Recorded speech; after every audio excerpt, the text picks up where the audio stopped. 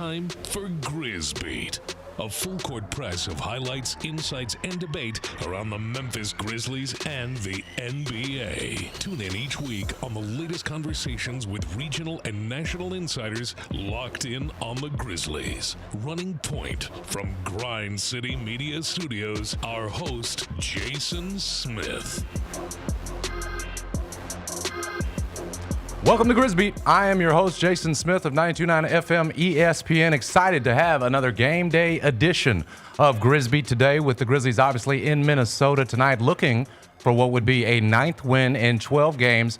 Ja Morant now listed as doubtful for tonight after initially being listed as questionable for this game, where we are hoping to see, though, the season debut of Brandon Clarke, who is listed as questionable for tonight, having recovered from that off-season knee surgery. We'll get you updates on those guys from Minneapolis here in a second, so make sure you've got those notifications set.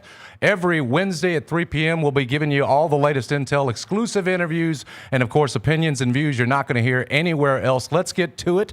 We'll introduce our panel for today's show. To my left, making his Grizz Beat Season 3 debut is DeMichael Cole, the Commercial Appeals Grizzlies beat reporter and co-host of the Locked On Grizz podcast. DeMichael, we are grateful to have your expertise. Man, welcome to the show, brother. I'm happy to be here. Long time coming for Season 3, so I'm happy to be here.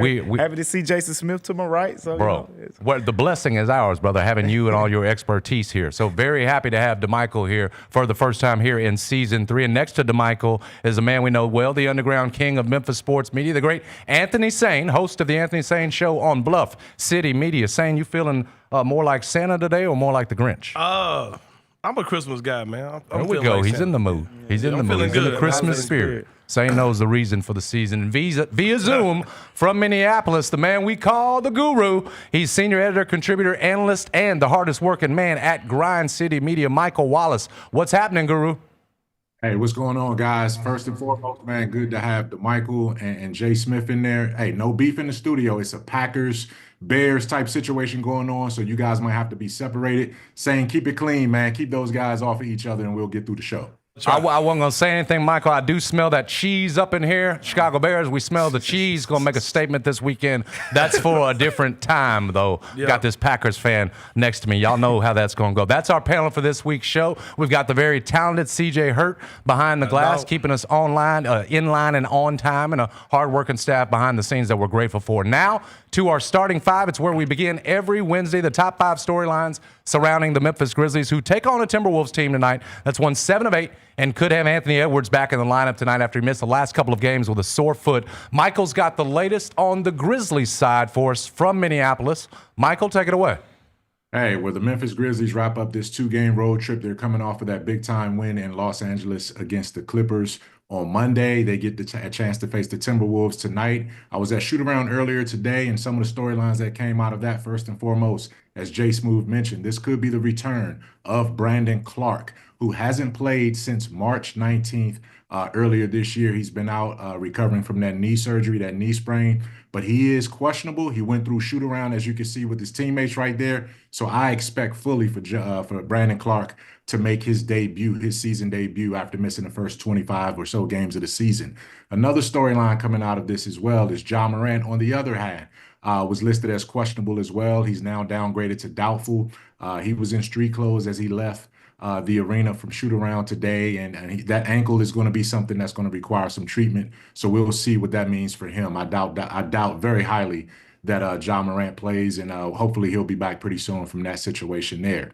And then when you go a little bit further, can the Grizzlies keep the momentum going? One of the guys that have been breaking out recently, Cam Spencer is another guy. He won't be in tonight's game. Both he and his brother Pat have been excused from their respective teams to attend to a personal family matter. So I'm hearing that this will be a short-term absence for Cam Spencer, so looking forward to seeing him back soon. But who will be available? The 2 young wings, obviously, in Jalen Wells and Cedric Coward. I had a chance to sit down with Cedric Coward earlier today after shoot-around to talk about his recent rise, keeping this team going, and his matchup tonight against Anthony Edwards, who's expected to be back in the lineup tonight. So take a listen. It's the Grizz shoot-around sit-down here in Target Center in Minneapolis, where the Grizzlies face the Minnesota Timberwolves tonight, looking to sweep this 2-game road trip. Michael Wallace joined by Cedric Coward. Cedric, when you look at sort of the building blocks that you guys can take from that performance, against the Clippers coming in here tonight. Obviously, the defense was there. You guys did it with balance, the bench, the starters. I mean, it was almost the most complete effort of the season. What are 2 or 3 things that you guys need to bring from that game into tonight's building? Like you said, just making it a complete effort from all parts, whether it's the bench, the coaches, the starters, whatever it may be, just bringing our complete effort for 48 minutes and, trying to do it together. I looked at the calendar, man, and it's almost ironic that this time a year ago you were going through your surgery, the shoulder issue at Washington State. A year ago, when you look back on that, did you ever imagine that things would unfold the way they have for you right now in this moment, 25, 26 games into your rookie NBA season? I did, but I can't tell you, to be truthful, I can't tell you it was a year later it would have happened. But I did see this happening. I'm blessed. I'm, very grateful for the position I'm in, for the team I'm a part of, and for everybody around me, especially going through what I went through a year ago to this time. To be able to just play basketball feels great. What was that moment like? I mean, do you remember what your thought process was? I mean, maybe how confusing it was going through rehab really for the first time in your life from a basketball injury. Just, how did you get through that moment? What were some of the keys to getting through that process? I mean, I have really great people around me. Like, my agents are great. My parents, my family, they all supported me. My teammates, in college, they supported my coaches, especially, I think just keep my faith and stay believing in my goal, reaching the end goal, even though it felt so far away. It was actually closer than I thought it was. And so for that, it just kept me driving every day, kept me going and trying to get myself better each and every day. Now back to basketball in the current moment. This road trip right here, you're going up against 2 of the best wings, essentially, in the NBA right now. You go from basically what was Kawhi Leonard in Los Angeles to Anthony Edwards out here in Minnesota. Just how do you stay locked in knowing that every night you're going to get a difficult defensive assignment like that, helping out to help slow those guys down? Yeah, you dive into the film, you forget the last game, and you move on to the next one. I think it's really, today is like a big test, like you said, being able to be consistent and who you're guarding and being able to play as good as defense as possible, because you're not going to hold the great ones down, but at the same time you just try to make it really tough for them. It's going to be a great challenge for our team and for me especially, making sure I'm consistent on the defensive end with just making their life tough. All right, the Grizzlies look to sweep this 2-game road trip. For Cedric Coward, I'm Michael Wallace. Keep it locked on all of our Grizzlies game day content. Love every time we get a chance to hear from Cedric Coward, so mature, and obviously is not a guy that's going to run away from the matchup against Anthony Edwards. We've seen it all season long. He's fearless. I'm wondering if he can play a little point guard, as short-handed as the Grizzlies appear to be tonight at that position. No Ja Morant, Cam Spencer out for personal reasons, as Michael told y'all, he's the hardest working man at Grind City Media, so appreciate those updates. DeMichael, we're going to start this next question, the starting 5, with you. We know Zach Edey is down for at least the next few weeks, right? Shut down with that stress reaction in his left ankle. How much of the Edey void can the man Michael talked about, Brandon Clarke, who's listed as questionable for tonight, fill as he gets to rejoin the lineup? Yeah, he can feel a piece of it. And, it's Zach Edey we're talking about. We're talking about someone who looked like one of your most valuable, most important players as soon as he stepped in the lineup on November 15th. But one of the things that stands out to me when we're talking about what Brandon Clarke can feel is one of the things that he can do that no one else on the roster can do other than Zach Edey, and that's that rim running threat as a big. The Grizzlies have missed that a lot, like right there, you're seeing it on the screen. I forget. Other than Zach Edey, like Jaren Jackson Jr., Santi Aldama, Jock Landale, they're not really lob threats. They're not really guys, when they set that screen and they dive to the basket, opponents aren't really, crashing down from the weak side saying we have to be there. But with Brandon Clarke, he's going to give you that threat. You're going to see some open corner three-point shots, because of that. And it's one of his specialties. It's something we didn't get to see a lot of last season. Last year was the first season he's averaged under double figures as a scorer in the NBA. And it was because they went away, from a lot of the pick and roll things that really made him a strong player. The other thing that stands out to me is his offensive rebounding ability. He's going to be another guy. Jock Landale gives you some of it as well, but he's going to be another guy who can come in there. We've seen it over the course of the career of Brandon Clarke. He kind of specializes in that, tipping the ball out. He's not really coming out and snagging it over 7-foot dudes, but he'll get up. He's very athletic. He can jump. He's going to tip the basketball out, and you're going to see, in those situations, he's one of the better offensive rebounders. So there's some defensive rebounding limitations there. That's still probably going to be a problem, but at the end of the day, his his rim running ability, in addition to his ability to crash the offensive glass with his defensive versatility, he's going to help the Grizzlies in those areas. Looking forward to seeing it, and obviously the Grizzlies need the best Brandon Clarke that they can get at this point, and hopefully, if you figure there'll be a minutes restriction maybe early as they're ramping him up, he'll be able to get into top shape relatively quickly. After tonight's game, and the panel can correct me on this one if I'm wrong, the Grizzlies will qualify for the league's injury exception. Where should they turn? Sane, we'll start this one with you. Man, just looking at the way things are right now, like just today, I think they need to get another point guard on this team or somebody that can handle the ball, whether they're a point guard, combo guard, somebody like that. Because tonight you're without Cam Spencer. You're going to feel it tonight. You've got him out. You got Ja out. So much uncertainty, man. Vince Williams is such an unknown. It's going to be hard without that. You know what I mean? Of course you're going to get Cam back. Ja doesn't feel like he's that far away. But without Edey, Vince Williams doesn't look the same, and his role is a lot different. Mm-hmm. He had a good game tonight, but I think that's putting a lot of pressure on him to be a point guard without Edey being there. Edey made his job a lot easier. I do think we need one more good guard in this team that can kind of ease some of that stress. How about you, Michael? Should they use it? I mean, I think if you do, you need to go get another big. I'm You're actually for a big. Yeah, because at the end of the day, this isn't the more the merrier. With this Grizzlies situation, we saw with Zach Edey, when you bring in a very high level, elite level, top tier level rebounder, it shifts a lot of the things. Even though they don't have natural point guards, I think the way that they're kind of constructing the system, they can kind of get away with some of these guys who are primarily, off ball guards. I mean, Cam Spencer, Vince Williams have both thrived in that role. So as long as you got a couple of those guys available, I'm okay with the whole point guard situation. But with the bigs, with Jock Landale, with Brandon Clarke when he gets into the equation, with Jaren Jackson Jr., with Santi Aldama, all of them in some form have rebounding limitations. Like Santi's had a strong year. We've seen Jock Landale as an offensive rebounder, but all of them have some type of limitations where the simple matter is they're not going to be a really good rebounding team. So I say go get a guy like Charles Bassey again. Who we saw come in rebounding the Detroit game, made it was, and made an immediate difference. Yeah, so you go get a guy who's going to flip the script on the rebounding. We saw with Zach Edey how big of a difference that can be. Michael, we heard from both guys. Sane wants backcourt help. DeMichael's talked about front court help. How do you see it? How should they use it? Hey, first of all, man, I got to give my brother, my little cousin, Jalen Wallace down there in the production team. They in their bag. I see what y'all doing. Y'all don't think I know, but I see what y'all doing down there in y'all bag as y'all scripting the show out right here. But I would say, listen, man, don't use the exception. Get serious about this season in a different way. No, Monday marked the opening of NBA trade season with everybody who was signed as a free agent can be eligible for trades now. You got to make some definitive moves at this point guard. This piecemealing stuff that has lasted for the last 2, 3, 4 weeks, you got to figure out, man, listen, we can't keep nickel and diming our way through this this critical position right now.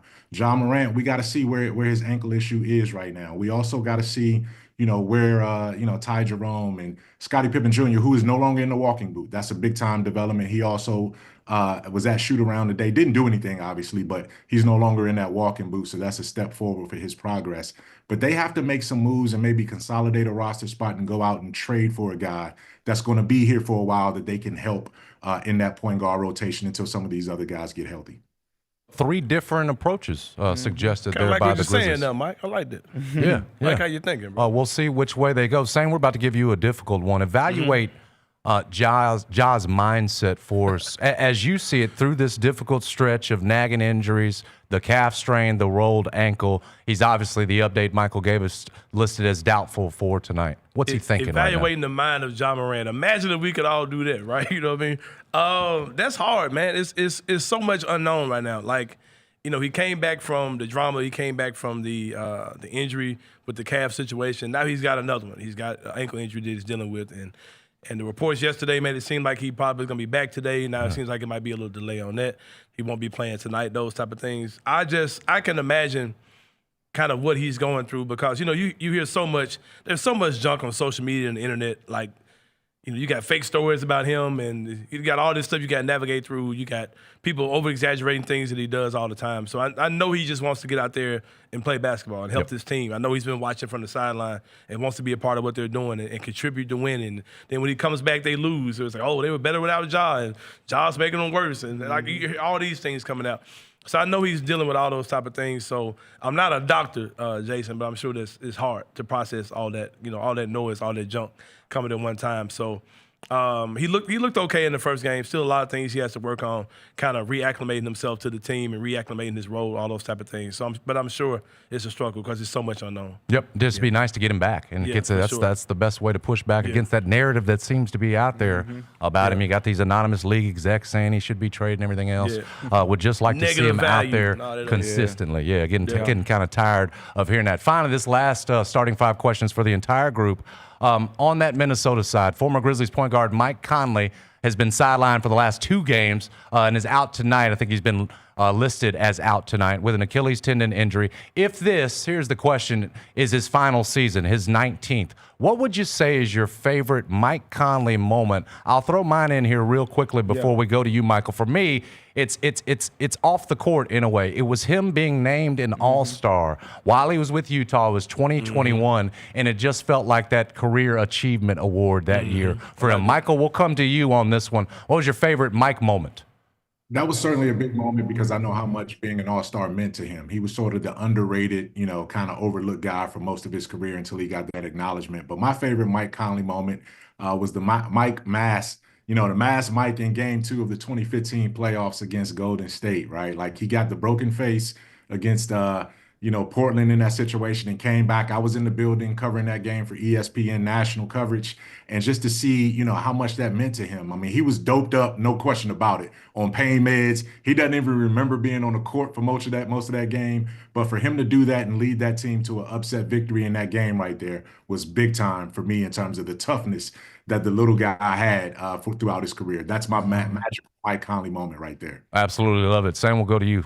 I'm going to go a little different, man. I figured that's where y'all was going, so I figured that wouldn't be available for me. I let the OGs get that one. So for me, man, like it's a longtime Grizz fan, and just watching Mike, it's the guy we took, in the draft and wasn't playing home games and kind of the fourth fiddle with the whole, the core four and all those type of things. My years might be wrong, but I think it's like 2016, 17. Mike took his game to like a crazy level. The next level. I think he averaged like 20 points a game. He was the best player on the team, leading scorer. Then, like, shortly after that, he started breaking all the franchise records, like scoring, three-point shooting, assists, steals. I think he's still the franchise leader in all those places now. The year that he started understanding, look, I can be that dude on this team. I don't have to be the fourth man in the core four. I can be that dude. I think that was the one for me. How about you, DC? Yeah, I tried to go a different direction, man, but hey, it is what it is. It's a classic game, like when you think about Mike Conley and just what his career personified and just the whole, core four era, it's the mass Mike Conley game too. Against, because it's easy, with Tony Allen and Zebo in particular. Like, of course, everyone thinks about the first team all defense or the OKC post-game interview, all heart, grit, grind. With Zebo, you got so many memories. You think about him putting, Blake Griffin in a headlock and all these different type of memories. But Mike Conley, this was his moment. This was, okay, that's the little gritty point guard that's kind of the catalyst for this whole thing. And he was the quieter guy, but he kind of carried. This was his example of I don't talk the talk like those guys, but I walk the walk just like him too. I put the mask on. He played well. He let them. People weren't winning in Golden State at that time, and that was just a huge example of what that grit and grind era kind of personified. Yep. If there's more in the tank, hopefully Mike Conley can play it all the way out. If this is the last one, though, we certainly salute him on a great career, 19 seasons in the NBA. We'll see what happens with him the rest of the season. Now we're going to move on to the highlights. Our best dunk, dime, and defensive play, where each week our panel is going to vote on the best assembled highlights. This week we've got the best from the Final Four of the NBA Cup that ended last night in Las Vegas with the Knicks obviously hosting the trophy. Now they say they're not going to raise a banner from winning the cup in Madison Square Garden, but they did win the cup indeed. Let's start with the best dunk. Vassell sets the feet. In and out on the jump shot, rebounded by Castle. Nice. The cutter. Oh! Knicks are playing without Miles McBride. Oh. Okay, so a couple of San Antonio ones. Was that Castle and Wemby on the two here? Is the first one Castle? Yes, it looked like Castle and Wemby on these two. We will start with you, DeMichael Cole. You're at the top. Which one's better? Man, it's the Wemby one. I didn't even expect him to dunk that. I thought he was just gonna catch it, but his hands. It's like he had no choice but to dunk it. I just like when they showed the replay and he's like looking under the rim to and his hands are already above it. Like that's just a Wemby play. Like, he's an absolute freak. Yeah, absolute freak. Is DeMichael right, Michael? He's right, but he's wrong on this one. See, here's the thing. Santi Aldama does that all the time, right? And then that's the Santi Aldama catch and reverse dunk. I'm going to go with the Vassell dunk right there because he cut down the lane and had contact with Anunoby. And I remember watching that live, and I jumped up out of my seat down here at Tom's Watch Bar across the street from the Target Center when we were together watching that game last night. So I'm going to go with that one there. Break the tie. It's DeMichael wrong, bro. That's my guy. It's I'm riding with Mike. It's Vassell. Bro, nothing Wemby does looks impressive like that. Like, bro, you 10 feet tall. Like, none of that. Like, I'm a Wemby hater, too. I love his game. I think he's an absolute monster. He give me nightmares, but I'm not giving a 10-foot dude credit for nothing under the basket, bro. Like, I'm good. Understood. It's Vassell, man. We'll move on now to best dime from the Final Four of the NBA Cup. Let's take a look. Towns trying to get rid of it. Harper there. Wembanyama. Ooh. Champagny defending Brunson. Oh, the handles. Oh, the crossover. The find, the bucket for Kolek. That was. All right, so it's not all Spurs here. You got a Knicks highlight there second. DeMichael, which one's better? Man, I got to go with the big guy to wrap that pass. Around you got double coverage, and he threw it under the basket. It's usually a no-no. He got it. I mean, Vassell was right there. Vassell has long arms. I mean, that's a tough pass, and it's over Wemby. It's a wraparound right under the basket for assist. Like, I gotta go. I gotta go with the big man. He put a little pizzazz on that one. There you go. How about you, Michael Wallace? Hey, I can't go with DeMichael again right there, man. I'm gonna go with what's the name from the Knicks. I'm gonna channel my Anthony saying, what's the name from the Knicks? Bro? Because he get the crossover joint and then he get the look away with the bounce pass. Both of them were fantastic passes, but I gotta go with the point guard because of the pizzazz he added to it. Is it Karl-Anthony Towns or that guy up in New York? I'm riding with DeMichael, man. The Knicks point guard, he all right. I can't remember his name right now. His name slips me, man. But I'm going with the cat joint, man. Like I like he got that through 3 defenders, bro. Like the 2 initial guys, and then come on, man. I like that. Cat, man, he's averaging another double see this y'all year. weren't plotting against me, so there you go. I feel better now. It ain't a conspiracy, bro. Yeah. We'll move on now to best defensive play from the Final Four of the NBA Cup. See what we got. Giannonobi's brother, Chigbo, older brother, defensive tackle. Hawk Porty gets it ahead. Say, the great shooting big. I'm sure Dirk feels the same way. You're playing against smaller guys. It's just blocked by Dort. Blocking Wemby. That's pretty high on my list. That was Dort for OKC. DeMichael, you start us off. Yeah, that's the way I'm going. And OKC actually had another play that was kind of similar to that one, but this was the better one. I feel like it was part of the game plan, and they mastered it. Like when he takes those 2 gather steps, just jump. Like beat him to the punch, and I mean it was a real calculated play by Dort. Like he's in the air before Wemby even takes off, which allows him to make that play. You don't see it a lot, so I got to go with that one. Now, Bears and Green Bay Packers aligned on this one, Michael. Where you at? I'm gonna go. Listen, I'm gonna channel my Stephanie. My Stephanie ready on this one. She loves to see a big man go to the floor to make a defensive play that leads to offensive transition and scores at the rim. So I'm gonna go with the Knicks guy right there, diving on the floor to get the steal and then outletting from the ground to lead to the fast break. All right, Sane, you got the final call on this one. Man, I'm a Wemby hater, man. You getting Wemby out of here, man. It's getting my vote, man. Like, Wemby is ridiculous to guard. And for somebody, 6'3", to get up and get Wemby out of here without fouling. Congratulations, Lou Dort. You were able to block a shot without taking the man out of the game. I was going to say, we've seen him take folks out before. Watch out, Wemby. I'm going to give him a little extra credit for not pulling a WWE move out there. All right, we got it. When we come back, we'll put the confidence meter on our panelists. What's our panel's confidence level that Zach Edey's ankle injury won't be a long-term issue? That's a big one. And we'll ask whether Cam Spencer has locked himself into a rotation spot for the rest of the season with his red-hot shooting. All that and more. Keep it locked. This is Grizz Beat on Grind City Media. The world needs B2K.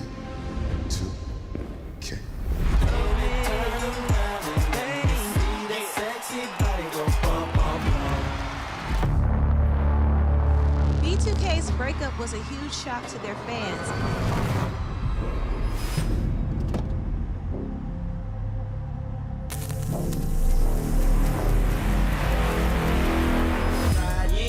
Boys for Life tour. Watching the Grizzlies is easy with FanDuel Sports Network. If you have cable or satellite, you're all set. Find us on your channel lineup. You can also use your TV provider login to watch games on the FanDuel Sports Network app. No cable or satellite? Subscribe directly to FanDuel Sports Network online. You can also watch on Prime Video by adding a FanDuel Sports Network subscription. Not sure where to start? Visit FanDuelSportsNetwork.com to learn more. Kroger shoppers and Grizz fans. Want exclusive last-minute discounted ticket deals texted straight to you? Sign up with the new Kroger Buzzer Beater deal. Fans can sign up by texting Grizz to 636-479 or visit your local Kroger store in the Delta Division and scan the QR code. By signing up, you agree to receive recurring automated promotional and personalized marketing text messages from the Memphis Grizzlies. Consent is not a condition of any purchase. Message frequency varies. Message and data rates may apply.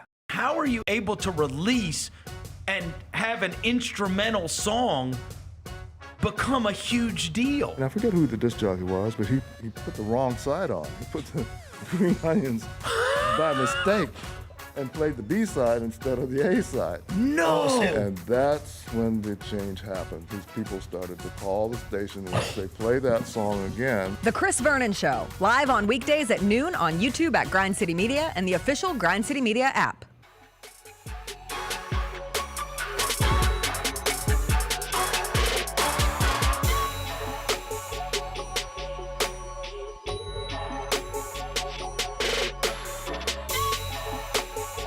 The Grizzlies are cooking on the court. As we've said, they've won 8 of 11, and Grizz Nation can help make sure everyone eats with NBA All-Star voting now through January 14th. Vote for your favorite Grizzlies every 24 hours and tell a friend to show their support. Cast your vote every day on Grizzlies.com/All-Star. Welcome back to Grizzbeat. It's now confidence meter time to measure our panel's belief level in 3 key topics. Let's start here. Zach Edey's injury absence will not be a long-term concern. DeMichael, what's your confidence level in that? I'm confident in this one. I'm confident because I'm going with the advice of the doctors that I spoke to. I did a story. I wrote about this actually this morning over in the Commercial Appeal. Plug it up. And one of the doctors that I talked to said, I wouldn't envision that this would be an obvious or necessarily long-term situation that's going to really affect his career. Both doctors pointed out how the only thing that they believe could make this long-term is when he gets back, it's delayed or it's recurrent issues. But the process so far, the way that it's played out, is not some atypical process. Like this is typically with the soreness and everything, this is how it goes. So I'm confident he'll be all right. All right, we got a medical breakdown from DeMichael Cole there. That's why Commercial Appeal is so lucky to have him. Michael Wallace, where is your confidence level on whether this will be a long-term, short-term issue? Well, I didn't come into this. I came into this not confident, right? And DeMichael's research and his what he's done to do the research and talk to the medical experts was phenomenal. And that gave me a little bit more confidence. But the reason why is because Zach Edey didn't have an injury history until this ankle cropped up. And this has been something he's been battling since Summer League of his rookie season. So it's been there since June of last year. And now we're not only a full calendar, we're a year and a half since that time. He got it restructured and repaired. And then this is part of the wear and tear that goes with the recovery process. So I do believe that that's the case. But when you're 7'4", 300 pounds, and you have a structure issue with your ankle, time will tell if this is going to be something that will go away or be something that he has to manage for a while. So I'm not confident, but that doesn't mean that I don't believe that this could be resolved. Saying, where are you at confidence level on whether this will be a long-term issue for Edey? Earlier in the show, Jace, I reminded y'all I'm not a doctor. I'm still not, but I do have friends that talk to doctors. See, clearly. My guy DeMichael Cole came with the article. Make sure y'all check that joint out, man. But I was, before I even talked to DeMichael, that was the logic I had anyway. I'm not a doctor, brother, but I do have a little logic I was applying to this. I knew that he had a major procedure over the summer, and I know that this is probably part of that rev up. That these are things that are probably expected for.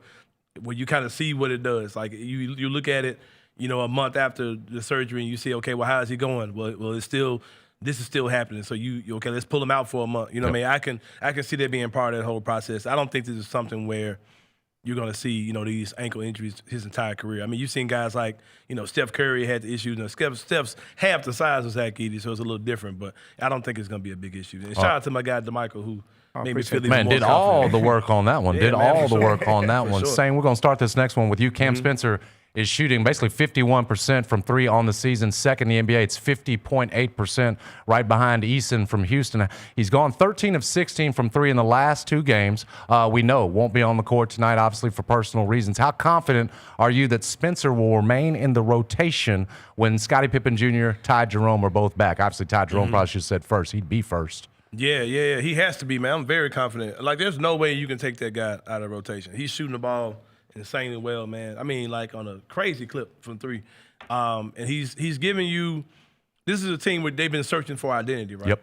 And Cam Spencer is the identity that this team needs, that this city wants. There's no way that they can take him out of the rotation. I'll just be honest, man. Like, we've seen Scottie Pippen Jr., we ain't never seen Ty Jerome play a game. Like, I don't, we see, I'm the type of guy, bro. I'm a bird in the hand, bro, 2 in the bush. I ain't saying that Ty Jerome's not a good player because I was super excited when we got him, but there's no way you take Cam Spencer out of this lineup. I mean, play them together, play all 3 of them together, whatever you want to do, but there's no way that Cam Spencer can't play at all. So Sane is very confident. DeMichael, what's your confidence level? I'm confident too, especially with the way he's playing right now. Now, 60%. 63% from three-point range over his last 10 games. That's probably not sustainable. But you know what it is? 45% is pretty sustainable for this for dude. him. And 45% is still better than 98, 99% of the league, if not the entire league. So as long as he's giving you that, and he's giving you the volume over that same 10-game stretch, we're talking, 35 made three-pointers. Yep. So he's not just taking wide open shots. He's coming off the screen, looking to shoot.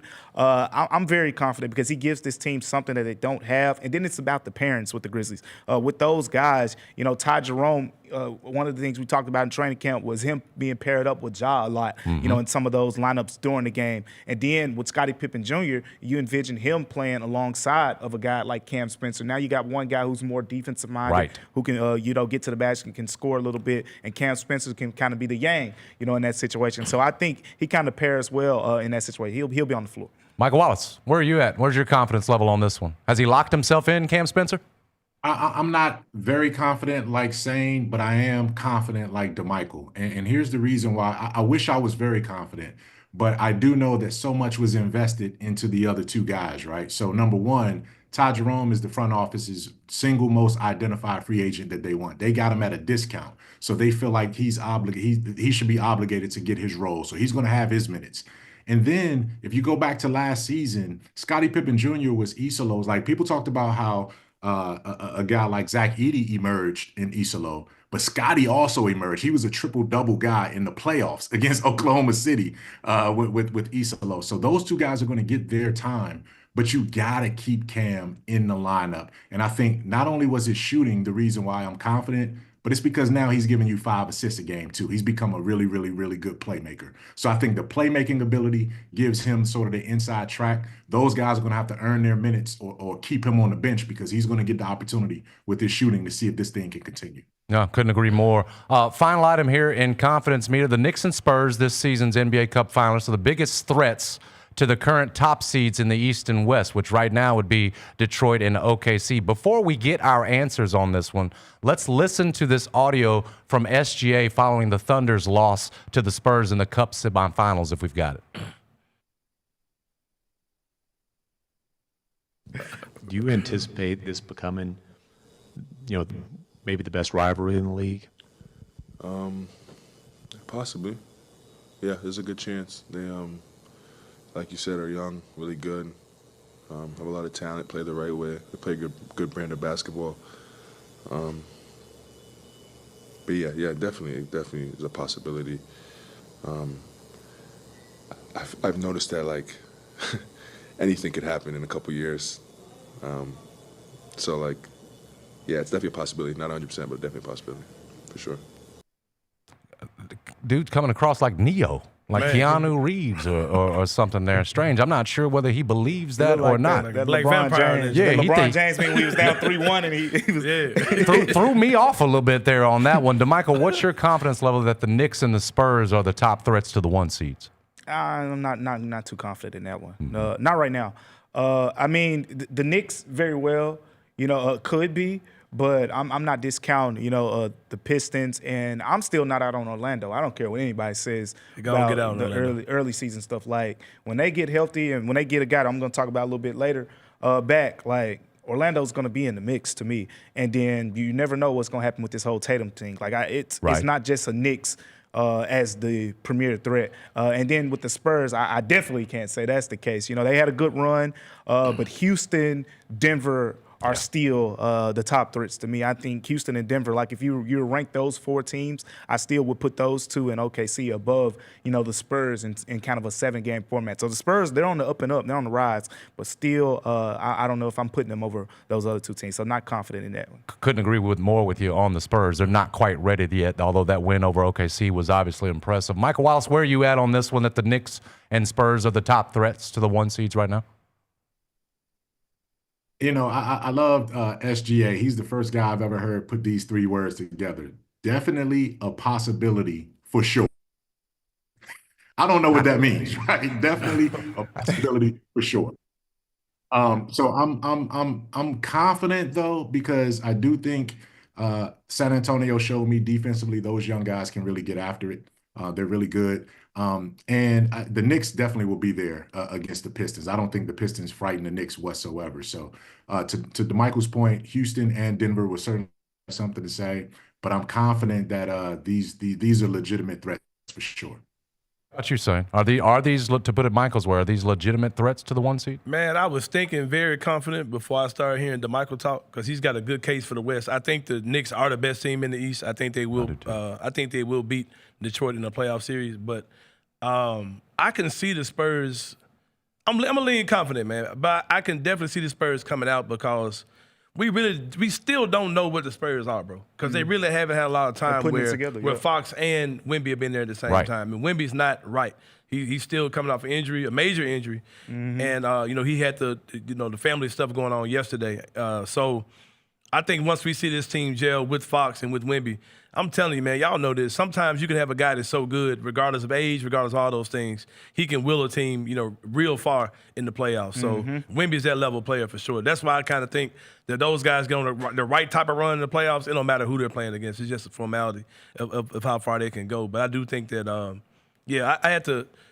DeMichael talked me down a little bit, but I'm still. DeMichael's changing views and perspectives. Yeah, for real, man. Impressive. Yeah, for real. Yeah. So effective in his season 3 debut here, DeMichael Cole, and he is just about every time you see him.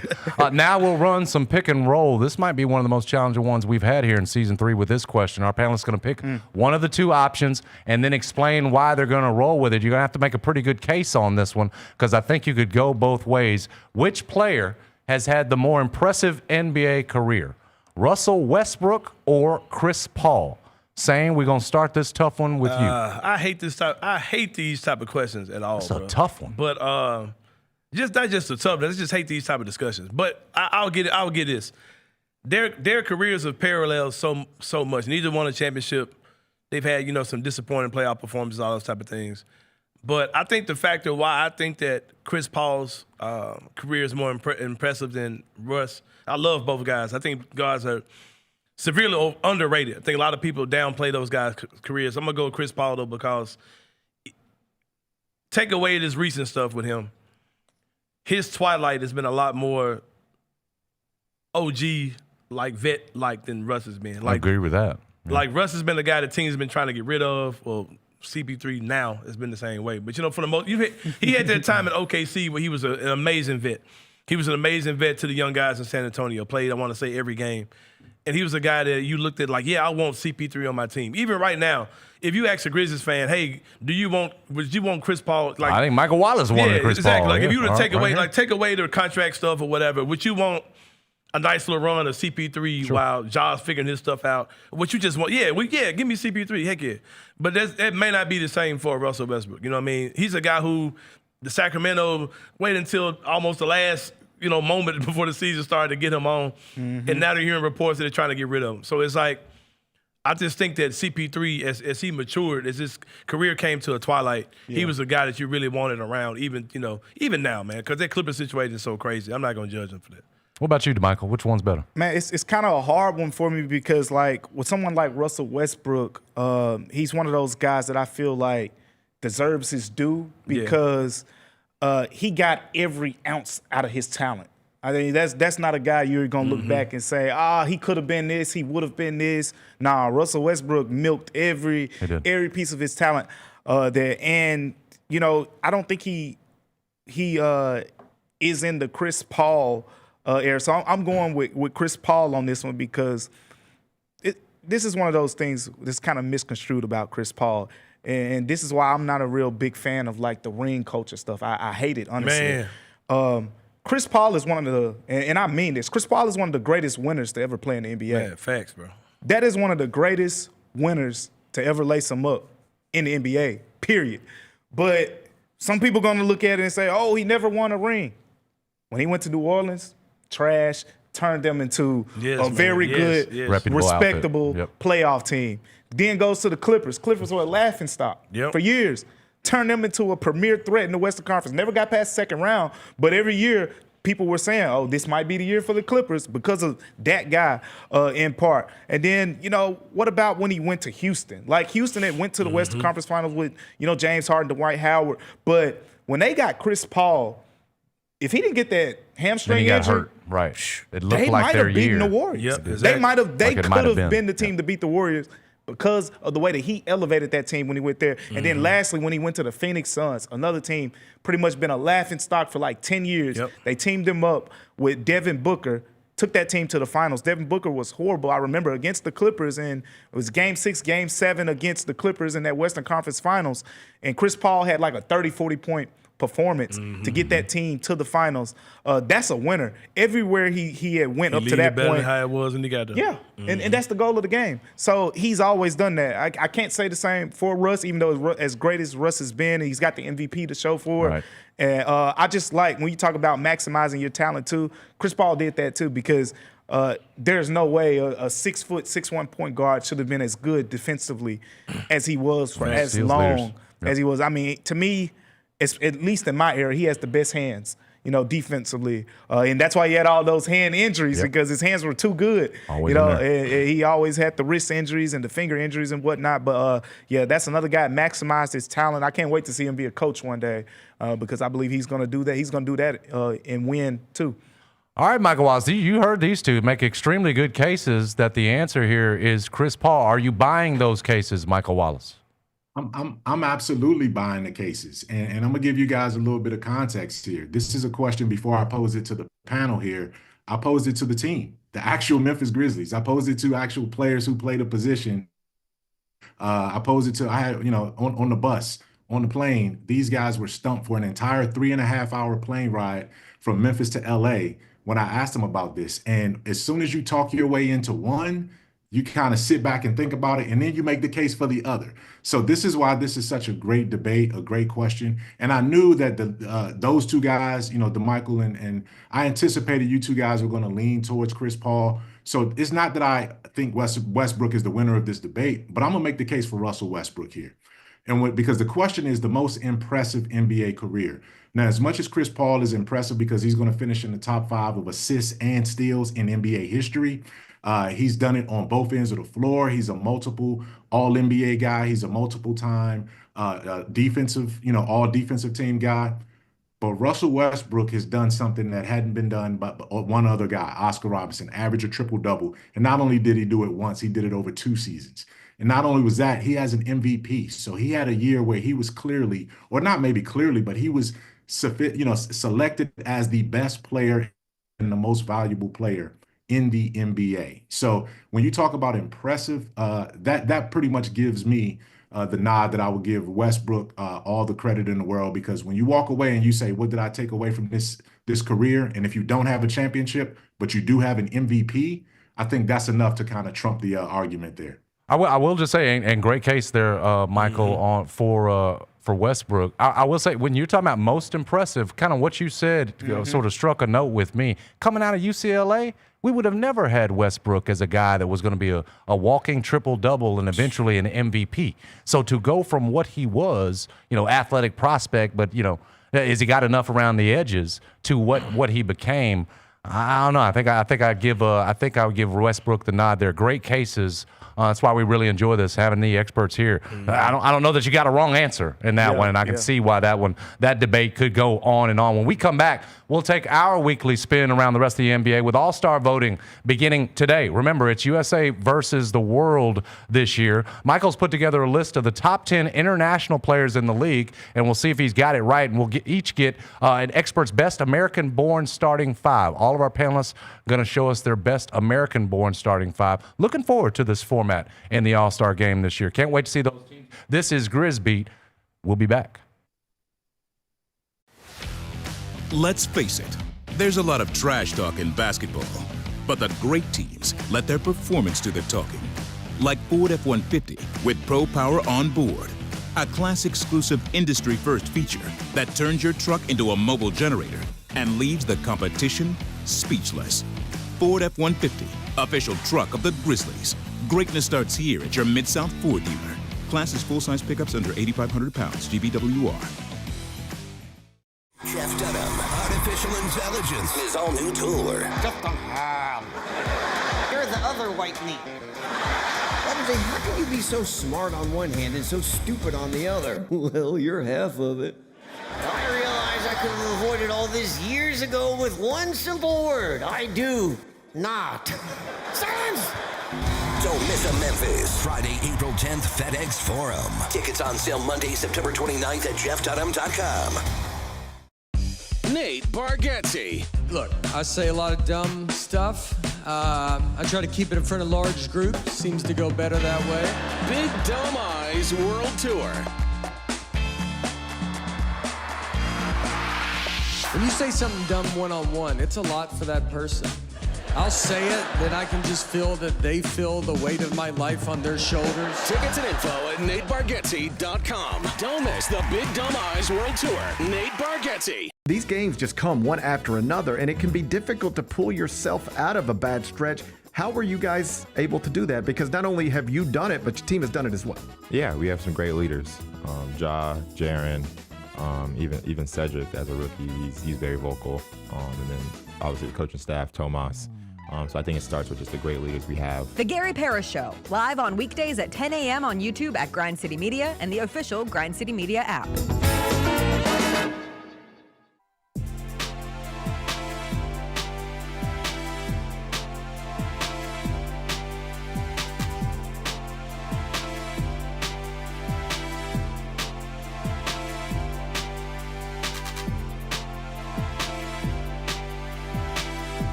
This holiday season, forget the ordinary and give the extraordinary. Holiday ticket packs are more than tickets.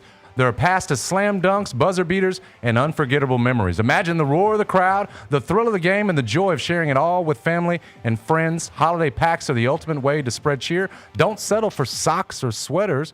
Give the gift of Grizzlies game day and visit grizzlies.com/packs. Welcome back to Grizz Beat. All-Star voting begins today, and of course, we've got a new format this year that we've talked about with 3 8-member teams. 2 of them going to be U.S. teams, 1 international, battling in a round-robin format. Hopefully, we've got the format right now going forward after missing the mark, I thought, last year. And so Michael Wallace has compiled a list of the top 10 international players, a list that almost certainly will help make up the 8-man international team. And if we don't have Michael Wallace with us, what about that audio? Oh, is he back? Good. We've got the connection. Michael, I'll hand it to you.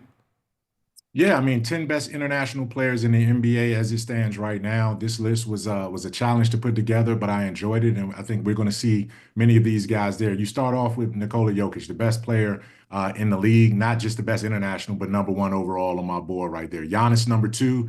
Individually, man, I don't think he's unstoppable. He's probably the most unstoppable guy with that kind of size and force. Shai Gilgeous-Alexander at 3, Luka Doncic 4.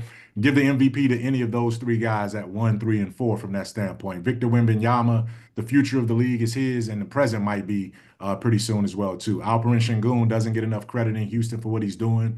Pascal Siakam helped get that Indiana team to the finals last year. Jamal Murray gets overlooked a lot, sort of like Mike Conley, but he's definitely a guy that Denver relies on to get to where they got to.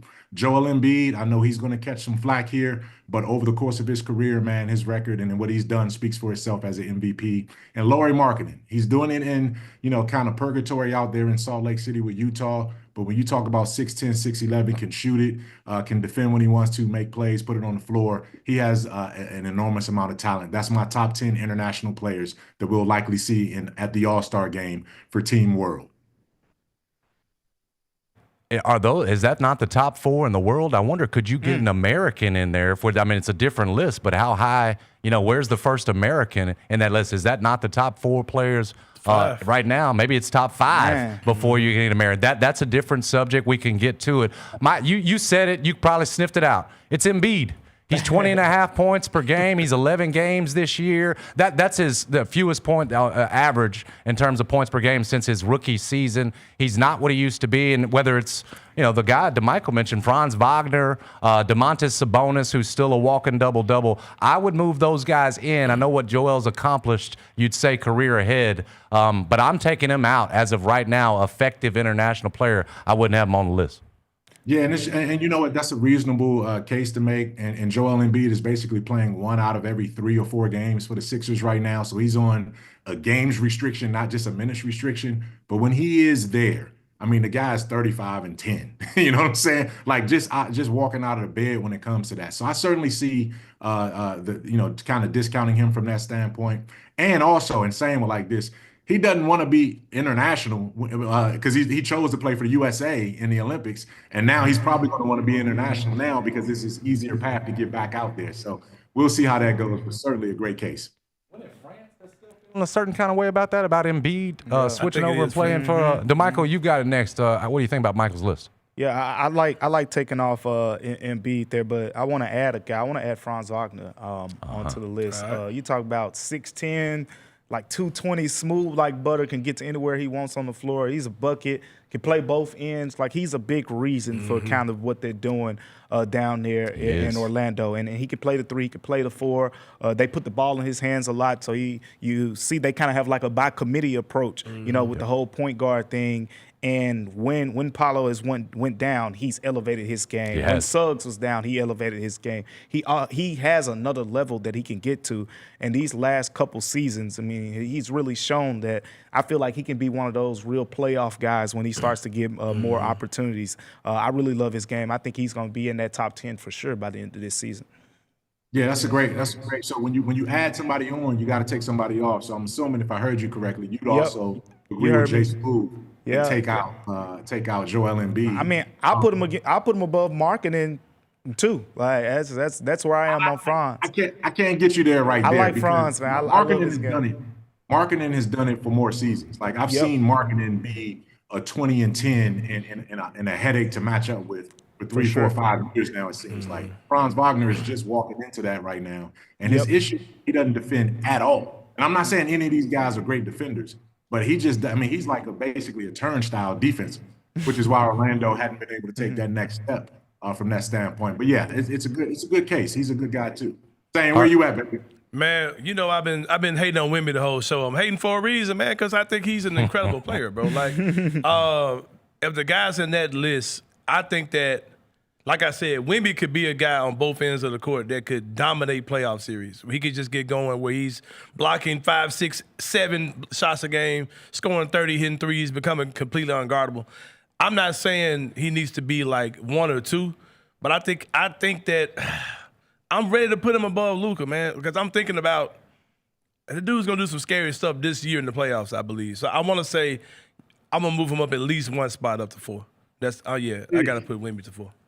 I think tough. He's better than Luka. Yeah, I think he's in a 7-game series, bro. I think Wemby can do some nasty stuff right now. And it's about what we think he's going to be doing. Luka, we've already seen it. We saw him elevate Dallas from basically nowhere to be into the NBA Finals. But then, my boy, my favorite player in the NBA, Jaylen Brown, man, murdered him. Yeah, he's scared. Wemby ain't scared of nothing. Right, so it's going to be certainly got a great point right there, man. But it's going to be a lot of fun, and I know we're going to pivot this discussion into another discussion. So Smooth, take it over. Yeah, no, I agree on Wemby can get above him because of the difference he can make on both ends. Certainly much different than Doncic on the defensive end. Let's take a look at the rest of the league with some fill in the blank. I'll make a statement. Our panel's going to fill in the blank nice and simple. Saying we're going to start with you. I've been excited about this one. Yeah. My American-born starting 5 NBA All-Star team this season would be? Being that I am president of USA Basketball, my team looks this way. I got Cade Cunningham at the point. I got baby Michael Jordan, DNA confirms, and Edwards at the 2. One of my favorite players as well, Mike Wallace and Jaylen Brown at the 3. KD, give me one more run, KD. I got you at the 4. And American basketball, we struggling in the big man department. I kind of like, some of the things you guys are kind of throwing around off the air as well, but I think I'm going to go Bam at the 5. Bam Adebayo filling that thing out. Heart and soul. I'm sensing weak link there at center. I wonder because DeMichael, give us your 5 All-American. He's got the experience. He's been there. Yeah, he got the experience line. I'm going young. I'm going youthful. I'm going Tyrese Maxey as my first guard. The point guard Americans. That's the one position that we're loaded at, point guard. We got a bunch of them, so I'm doubled up on my point guards. I got Cade Cunningham as my other one. With Maxey and Cade Cunningham, both of them can play on the ball, off the ball. I like Cade's defense, and I ain't leaving Edwards out the lineup. Okay. It's just because I didn't put him at the 2 doesn't mean he's going to be at the 3. So we got to put Anthony Edwards in there, and then I'm going with the old man, Kevin Durant, at the 4 in this lineup, the original Slim Reaper, and then we going with the Slim Reaper reincarnated at the 5 at Chet Holmgren. So that's my lineup. Yeah. I must say, though, Steph Curry got to be thinking after these first 2 teams, man, what else I got to do for my country to make one of these teams right now? Done, Michael Wallace, let's see your 5. As the resident OG on the panel with Jarvis Greer off tonight, I'm going to go ahead and put Steph Curry on that list. Right. Steph Curry's got to be there from that standpoint. I'm going to go lethal shooting backcourt mate with Devin Booker. Don't forget about what Booker is doing for one of the most surprising teams in the league this season so and what far. He did last year in the Olympics. Absolutely. And then I'm going to go my guy, Jaylen Brown. You got to have some dark skin in there because those are the Beijing. From that situation. So I'm going to go Jaylen Brown there. Chet Holmgren at the 4 because of his ability to go and play both ways. And then at the 5, I got a guy, my baby Chris Webber. I've been calling him that since he was on. Good call. I like that. Baby Chris Webber. I'm going with Jalen Duren at the 5. Hey, man, ball up top, man. Shooting, and you got the length and the toughness inside. I like my squad. I love Jalen Duren as your center, and I think he's earned it at this point. We know there's nothing soft about him. We're questioning some of these other American bigs. Your backcourt is awfully light-skinned, Michael, but you've touched on that. You tried to offset it with Jaylen Brown. Just real quick, Steph, Jaylen Brown, Kevin Durant, y'all gonna quit hating on Karl Anthony Towns. He is a walking double-double. That's Dominican. He was born in New Jersey. No, but he played international ball last year. For who is he? He was born in New Jersey. I don't. My man was born in on the mainland. You understand that? New Jersey. Yeah, but he just played for the DR in the Olympics, bro. Bro, that's a choice that he made. He was born in the States. He could just like Embiid can play any country he wants to because that's what he's claiming, right? He could suit up for the Americans. But you're right, Smooth. Carl can play for me. That man was born in New Jersey. I'll tell him to his face. We got to do some recruiting over there. Apparently, I'm going to have to recruit. Apparently, I'm going to have to. If he wants to be a part of a winner, he's going to come on with this team right here. You understand what I'm saying? DeMichael, you got the lead on this next one. One tweak I'd make to the NBA Cup in-season tournament next year is? This is an easy one for me. A bye for the top 2 seeds, and then I'm going to add 2 wild cards. One thing that stood out to me this year is you had a couple 3-1 teams in the 4 games, didn't even make it. Yep. And it's like, what's the point of this? Like, the Grizzlies were one of those teams. They were. You went 3-1 in group play, and that's still not enough because of the point differential and all of that. I just don't – it's such a quick, thing. Like, you get – one of your star players out for 2 weeks. They missed 2 group games, and it's like, boom, now you can't even make it. And now you see some of the best teams not even able to qualify. So let's put a little bit more space in there for that. Add a couple more wild cards and give those top 2 teams a bye. I like that. Michael, your one tweak is? My one tweak is get rid of the controversial courts, man. You know what I'm saying? The courts aren't. Everybody has complained about the courts from that standpoint. Don't need it. Tone down those courts, go back to the regular courts, and then give them one less thing to complain about. I'm with you on that one, Mike Wallace. Don't need those courts. Anthony saying, what would be your tweak? All right. I know y'all said one. I got to give you two, man. I got to give you two. Real quick. Leave my All-Star game alone, bro. The USA versus the world stuff, that's a whole nother discussion. Get that out of the All-Star weekend. Make that part of this NBA Cup experience. I'm not saying part of the tournament, of course, but make that part of this experience. In between your Final Four or your championship round, put that there, man. Get that out of the All-Star break. Another thing real quick, expand it. Make it more games. It's been fun. Instead of doing the Christmas Day games where we know who the Christmas Day game is going to be, make those games be the 8 teams that make I just really solid it for y'all. Interesting. Make the Christmas Day games the 8 teams that make it to the tournament or whatever. Make it that so teams have, if you want a Christmas Day game, make it here and extend it out, man. Stretch it out a little bit, man. And then throw the NBA Cup in the middle of that joint. All right, throw the USA versus the world in the middle of that. Sane going way outside Silver, the box. watch out now. Yeah, man. Way outside the box. Sane Silver. Sane, you'll take this one first. Blank is more responsible for keeping Jaren Jackson Jr. as productive as possible, like we saw him in that Clippers win. Jaren or head coach Tuomas Isalo? Yeah, it's Jaren. Jaren's your answer. Yeah. You're 8, man. No, if you're a star player, no coach can stop you from doing anything, bro. It's Jaren. DeMichael's a Jaren? Yeah, it's that simple. At the end of the day, he got to be the one to put the ball in the cup. It's Jaren. Are they right, Michael? Is this one a sweep? Hey, well, here's what I'm gonna do. I know Sane is Sane Silver, and he's the commissioner. But we can go overtime.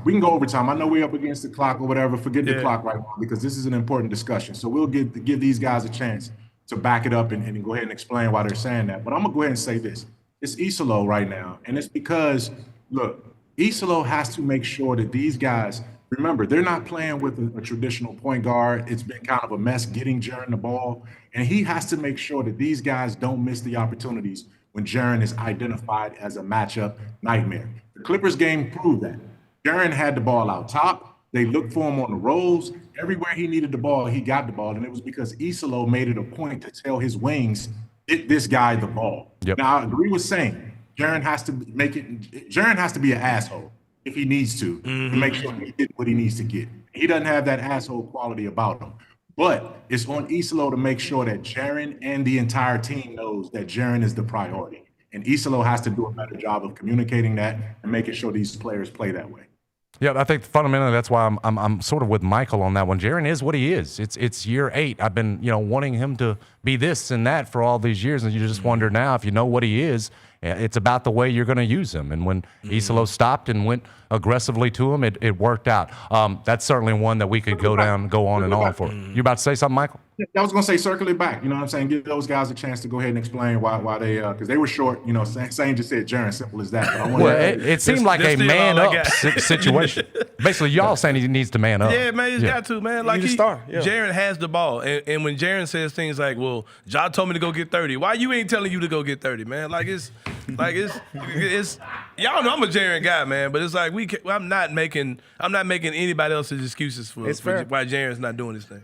Yeah. He's got the ball in his hands, man. Simple. Go do Jaren stuff. Like no, bro. Ja told me to go get 30. All right, come on, bro. Like, no.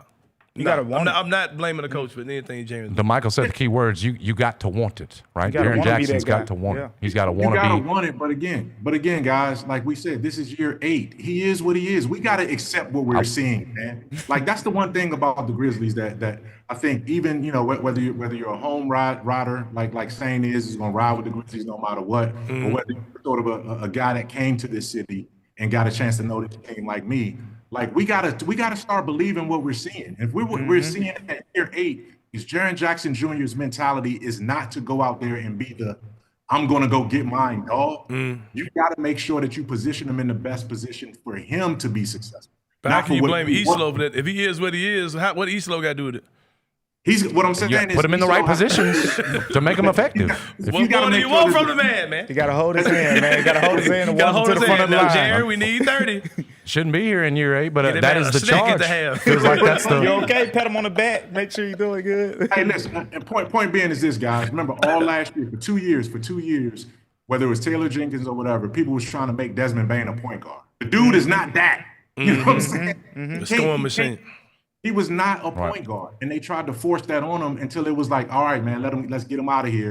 And then he goes to Orlando, starts scoring 35 a game for a stretch, like because he's in his position, he's in his natural spot. So what I'm saying is that Jaren has a responsibility, but I also think it's got to be clearly defined that you put him in positions where he could be successful. He's not going to come to you and do it. You got to go to him and do it as long as he's on the roster. That's right. That's right. Putting it at least in those frames, I agree with it. On the emphasis is on Isola to make sure it happens. We'll wrap up this week's show like we always do, taking a look at what's ahead for the Grizzlies this week, a busy pre-Christmas schedule, and then we'll do a call our shot before we get out of here. Tonight, obviously, we've talked about it. Grizzlies in Minneapolis taking on Anthony Edwards and Minnesota on Saturday, December 20th. They've got Washington as the Grizzlies hope to click and get back up to 500 on Monday, December 22nd. It's OKC. You'll have your shot against the defending champs. And then on Tuesday, December 23rd, you'll take on Utah again, still smarting from that loss to Utah a couple of games ago. So 4 games before Christmas, 3 of them on the road. And now call your shot. One bold prediction from each of our panelists about this upcoming stretch of games. Anthony Sane, we'll start it with you. I'm the home team guy. I'm going to be super emotional. This is an emotional moment for me tonight, man. My guy Brandon Clarke coming back, bro. Hey. He going to start one of these games. Over this 4-game stretch, BC going to start one of these joints. Watch what I tell you. Okay. So we're going to ramp him up, and eventually we'll be in the starting lineup. I like that one. Hopefully that happens in the next 4 games. Michael Wallace, call your shot. I'm going to call my shot. Now, I had initially Cam Spencer hitting 25 threes over those 4 games, right? God, dog. Since he's not playing this one, I'm gonna back that down to 23s. He's going to hit 23s over this 3-game stretch. That's still going off now, but I'll take it. I mean, you putting a lot of pressure on Cam He ain't even Spencer. playing tonight, so he got 3 games to hit 20. He made 13 over the last 2, and we thought he was going crazy. Now you've gone bold with that one, Michael, and this is calling your shot with one bold prediction. He's got the Wizards coming up. Wizards in Utah, so it's going to be they're going to be scoring 140 in those games. That's very true. Yeah. Michael, you got the last one on here. Call your shot. Man, I ain't as bold as Mike, but I'm going to say, I feel like this is bold seeing the way that the season's played out. I'm going to say Ja Morant's going to have an efficient 25-point game. It's been hard for him to score 25, and even when he scored 21 a couple games ago, 7 of 20 shooting, he's had a string of games. If you take out the games, the one game that he left early with injury, 3 weeks ago, it's been a string of games where he's been shooting, roughly 35% from the field. Yep. We need one of those, 50% from the field, shoot 3 of 5 from three-pointer type games from Ja Morant. I think, with these string of opponents, especially Washington and Utah, he should be able to get it in one of those games. Hopefully he can get off those crutches and get in that lineup. Yeah, he's going to have to be available to do it. Obviously, it was downgraded today from questionable to doubtful with that ankle injury. That's our show for this week. Appreciate you guys joining us. Thank you to our panelists, to Michael Cole, Anthony Sane, the great Michael Wallace. Thanks as well to the man, CJ Hurt, and our talented team here at Grizzbeat. For our entire team, I'm Jason. Keep grinding.